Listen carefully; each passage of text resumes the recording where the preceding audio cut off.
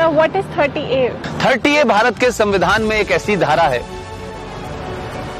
ये धारा ये कहती है कि हिंदू अपने धर्म की शिक्षा नहीं दे सकता, अपने कॉलेज में नहीं दे सकता, प्राइवेट कॉलेज में नहीं दे सकता, इसके लिए कॉलेज नहीं बना सकता, और जो सरकार के जो कॉलेजेस हैं उसमें नहीं दी जा सकती।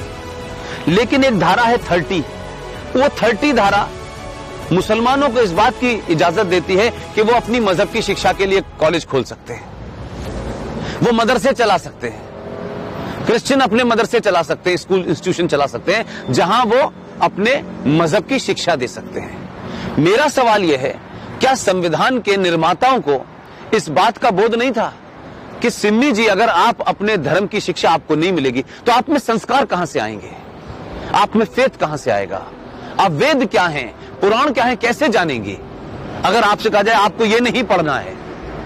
और भारत में एक ऐसी सिविलाइजेशन जिसके 5000 साल का जो रिटन डॉक्यूमेंटेशन है, उसमें भारत का कोई भी आप दौर देख लें, कभी भारत की सनातन संस्कृति के मानने वालों ने दुनिया के किसी देश पे हमला नहीं किया। यह शब्द बलात्कार हमारी संस्कृति का हिस्सा नहीं था।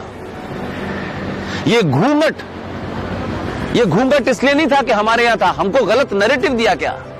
ये भारत के अंदर जब मुगल शासक आए, उनका एक ही एजेंडा था कि जितने गैर मुस्लिम औरतें हैं उनका रेप करके उनकी नस्लों को सुधारना है। ये बलात्कार शब्द हमारे साहित्य का हिस्सा नहीं था, ये तलाक शब्द हमारे साहित्य का हिस्सा नहीं था। हमारी परंपरा और संस्कृति में 7 फेरे जीवन भर के लिए जाते हैं। इस्लाम में शादी is a contract between 2 people, it's a business. आपने शादी मुझसे की और शादी करने के कुछ दिन के बाद आपको लगा कि मैं रहना नहीं चाहती, तो बिजनेस कॉन्ट्रैक्ट है, आपने कॉन्ट्रैक्ट कैंसिल कर दिया।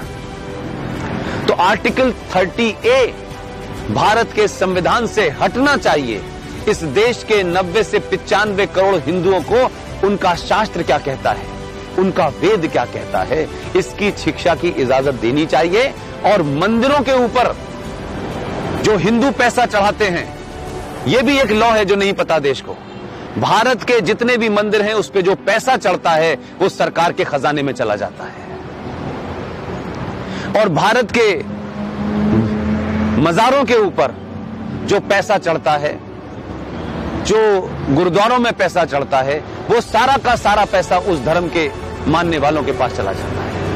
सिर्फ भारत के हिंदुओं का पैसा जो आप अयप्पा पे चढ़ाती हैं, जो महाकाल पे चढ़ाती हैं, जो वैष्णो देवी पे चढ़ाती हैं, वो पैसा सरकार ले लेती है। तो अगर भारत के मंदिरों पे चढ़ने वाले पैसे से भारत के लोग, हिंदू लोग, सनातनी लोग अपने विश्वविद्यालय खोलना चाहें कि हम सनातन के बारे में बताएंगे, पुराणों को पढ़ाएंगे, तो उसकी भी छूट नहीं है। ये संविधान में 2 धाराएं एंटी हिंदू हैं, इनको समाप्त होना चाहिए। और मैंने कल भी घोषणा की है कि अगले 2 साल में